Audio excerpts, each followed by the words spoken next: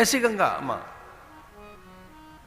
जो महौषधि है, अमृत है, वो गंगा जो महादेव के मस्तक पर बैठी, ब्रह्म कमंडलू में जिनका वास है, जो भगवान नारायण के चरणों से निकली हैं, सगर पुत्रों का त्राण कर जो सबकी योग सिद्धि करती है, ऐसी मां गंगा कनखल से निकलते हुए और गंगा सागर की ओर सरक जाती हैं। वहीं सारे विमान जा रहे थे और पूछा, नारद जी प्रकट हो गए। पूछा नारद जी से कि सभी विमान हमारे पिता की ओर जा रहे हैं, वहां हो क्या रहा है? बोले आपके पिता यज्ञ कर रहे हैं, बड़ा भारी यज्ञ, और सभी देवगणों को, मरुदगणों को, लोकपाल दिक्पालों को, यक्ष गंधर्व किन्नरों को, विद्याधर अप्सराओं को, सची इंद्रा यम वरुण कुबेर को, सबको बुलाया है, सबको बुलाया है। लोकपाल दिग्पालों को, प्रचेताओं को, यक्ष गंधर्व किन्नरों को, देवों को, सबको, अप्सराओं को, हिमोपत्तिकाओं में, गुहाओं में, कंदराओं में बैठे ऋषि मुनियों को, सबको। और तो और ब्रह्मा जी को भी। तो ब्रह्मा को ही बुलाया? बोले बुलाया नहीं, पहुंच गए, वो तो वहां पहुंच चुके हैं। ब्रह्मा पहुंच गए। हाँ, लोकपाल दिक्पाल ऋषि मुनि गंधर्व अप्सराएं गान कर रही हैं, गंधर्व गान कर रहे हैं, अप्सराएं नृत्य कर रही हैं। और किन किन को बुलाया है? बोले भगवान नारायण को। सब आसन पे बैठ गए, सर्वोच्च 3 आसन रखे गए,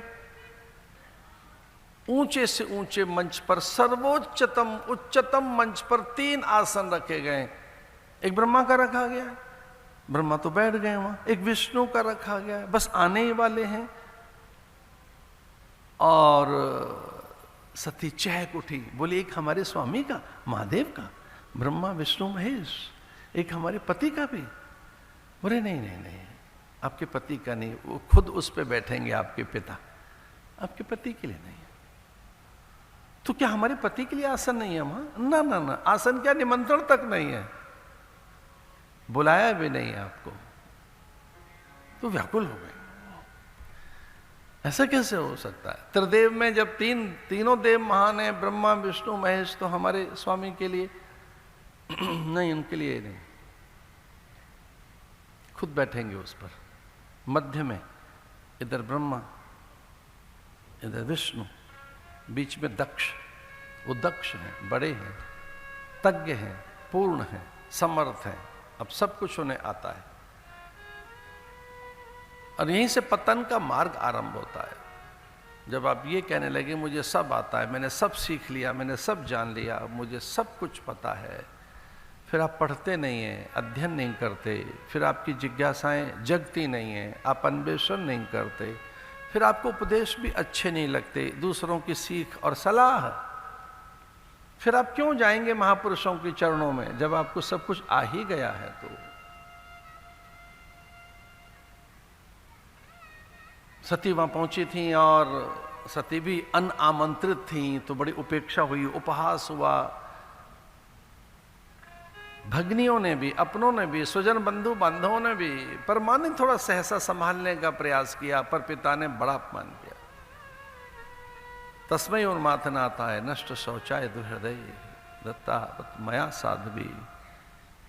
मेरी पुत्री तो साध्वी जैसी है, लेकिन ये महादेव के संग में रहकर ये भी नष्ट आचारा, इसे कुछ पता नहीं, आचार विचार शून्य हो गई है। स्मशान में रहने वाले महादेव की यह अर्धांगिनी यद्यपि मेरी पुत्री है, पर इसे शौच आचार का नहीं पता, आचार विचार का ज्ञान नहीं है। ऐसे महादेव की निंदा जब होने लगी, भारी निंदा, तो सहन नहीं कर सकी सती और वह उस कुंड में कूद गई।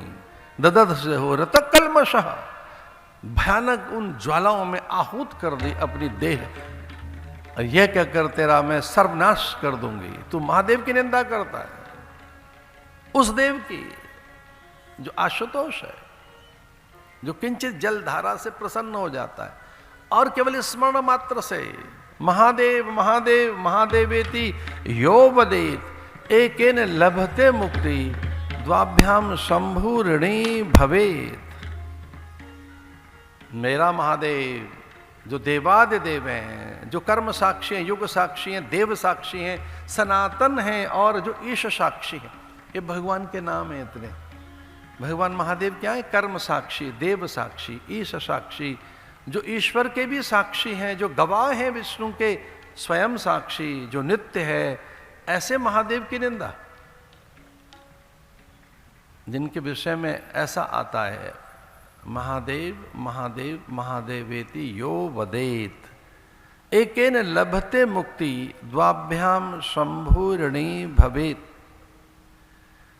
एक बार कोई महादेव कहे तो भगवान मुक्ति दे देते हैं। एक बार कोई महादेव कह दे, बिल्वपत्र हाथ में लेकर, गदगद होकर, आंखों में अश्रु लेकर, अथवा यूं गीलापन लेकर, अथवा तो यूं ही उन्माद में, आलस्य में, प्रमाद में, जड़ता में, यूं ही एक बार कह दे महादेव, एक है न लभते मुक्ति, तो एक बार में मुक्ति दे देता है मेरा पति महादेव।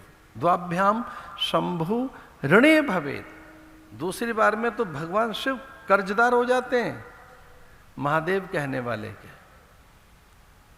बड़ी लंबी कथा है।